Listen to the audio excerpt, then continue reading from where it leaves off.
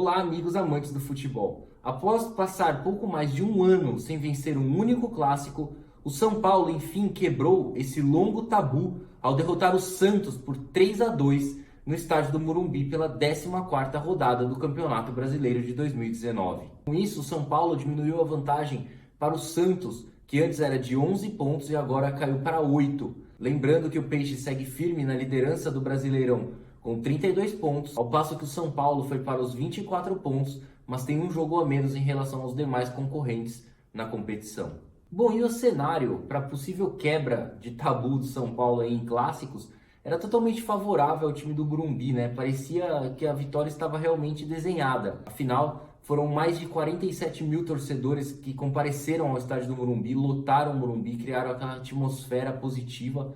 O São Paulo, que já não jogava há 2 semanas desde a vitória sobre o Fluminense por 2-1 lá no Rio de Janeiro, no estádio do Maracanã. A torcida do São Paulo é extremamente confiante em relação ao time, justamente pelo fato da chegada de Daniel Alves e de Juanfran ao time do Morumbi. Aliás, né, mais a chegada do Daniel Alves em si, o melhor lateral direito do mundo aí, que fechou com o São Paulo na semana passada, animou bastante a torcida são paulina, que compareceu em peso ao Morumbi, apoiou a equipe, contagiou o time, ou seja, a energia do São Paulo mudou totalmente. O time antes, que era até certo ponto desacreditado, principalmente em clássicos, entrou bastante motivado, confiante, conseguiu essa boa vitória sobre o Santos, líder do campeonato. O Santos, que estava invicto a 8 jogos, vinha de 7 vitórias seguidas, acabou sucumbindo diante do São Paulo no Morumbi. Com isso, o São Paulo, além de quebrar esse tabu de clássicos, aí o São Paulo não vencia um clássico desde o dia 21/7/2018, quando bateu o Corinthians por 3-1 no estádio do Morumbi, acabou quebrando esse tabu e ainda entrou definitivamente aí na briga pelo título do Brasileirão. E para falar um pouco mais sobre a partida em si, o jogo foi bastante agitado, bastante intenso, desde o início até o final, né? O São Paulo veio com uma proposta bastante interessante. O Cuca, como eu citei há pouco, teve 2 semanas para preparar o time para esse duelo contra o Santos. Aliás, o Santos é o ex-clube do Cuca, né? O Cuca trabalhou no Santos no ano passado, então ele conhece muito bem os jogadores, a característica do time. Baseado nisso, ele montou o São Paulo bastante ofensivo, mandou a campo um time bem leve ali, bastante rápido, justamente para marcar pressão à saída de bola, pressionar bastante a saída de bola do Santos, algo que funcionou bem na primeira etapa. O São Paulo por pouco não abriu o placar em algumas oportunidades, justamente por isso, né, por pressionar bastante ali a saída de bola do goleiro Everson, dos zagueiros do Santos, que por vezes tiveram até que rifar a bola, chegaram a perder a bola ali em seu campo de defesa, atrapalharam bastante os jogadores do Santos ali na parte defensiva do time do Peixe. Mas assim que o Santos superava essa primeira linha do São Paulo, ele encontrava mais facilidade em chegar ao gol são paulino e, consequentemente, o Santos se achou também no jogo e chegou ao primeiro gol aos 44 minutos do primeiro tempo, com Eduardo Sacha, após um belo chute de Diego Pituca, que ia na gaveta do goleiro Thiago Volpi, mas acabou batendo na trave no rebote. Eduardo Sacha concluiu ao gol, aliás, um gol legal, não estava impedido. O Santos abriu o placar e saiu vitorioso da primeira etapa, enquanto o time do Morumbi saiu vaiado de campo. Bom, já na segunda etapa o São Paulo voltou com tudo, bastante intensidade. O Cuca fez uma substituição bem interessante, tirando o Luan, primeiro volante, para colocar o Hernanes, um meia, ou seja, abriu ainda mais o time, tornou ainda mais ofensivo. E logo aos 4 minutos, Alexandre Pato abriu o placar a favor do São Paulo, enquanto aos 12 minutos, Reinaldo já virava a partida, contagiando o Morumbi, né? Posteriormente, aos 27 minutos, Alexandre Pato também novamente marcou o segundo dele na partida, o quinto dele na temporada, fazendo 3-1 para o São Paulo. Ali a vitória já estava praticamente encaminhada.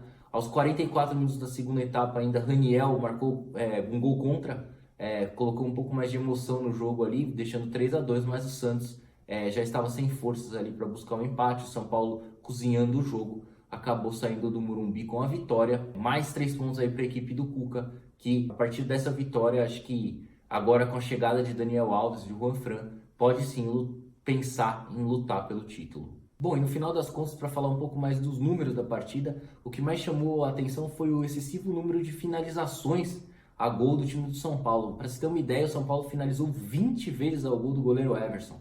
Foram bastante tentativas aí do São Paulo durante a partida, sendo que 7 acabaram indo em direção ao gol, enquanto o Santos finalizou 14 vezes, sendo 3 em direção ao gol do goleiro Thiago Volpi. Um bom aproveitamento do Santos também, que tem essa característica de finalizar bastante durante as partidas, mas o São Paulo, ao contrário do Santos, não tem tanto essa característica, então é um dado que acabou chamando bastante atenção. Com posse de bola, o Santos teve 57% no total contra 43% do São Paulo, mas esse dado acaba não chamando tanto atenção, visto que o time do Jorge Sampaoli é normal terminar as partidas tendo mais posse de bola do que os adversários. Bom, e para finalizar, essa vitória do São Paulo sobre o Santos aí acaba dando uma bela injeção de ânimo no São Paulo, por todo o contexto, né? Chegada de Daniel Alves, chegada do Ranfran, já havia contagiado a torcida são paulina, como eu citei há pouco. Agora quebra de tabu em clássicos, aí o São Paulo não vencia clássicos há pouco mais de um ano, já quebrou esse tabu, já deixou para trás essa marca negativa. O São Paulo acaba encostando nos líderes ali do campeonato, né? Diminui a vantagem em relação ao líder. Lembrando que o São Paulo tem um jogo a menos, então todo esse contexto acaba sendo extremamente favorável ao São Paulo, que além disso segue a 7 jogos invicto agora. O São Paulo não perde a 7 jogos, colecionando o total de 4 empates e 3 vitórias nesse período.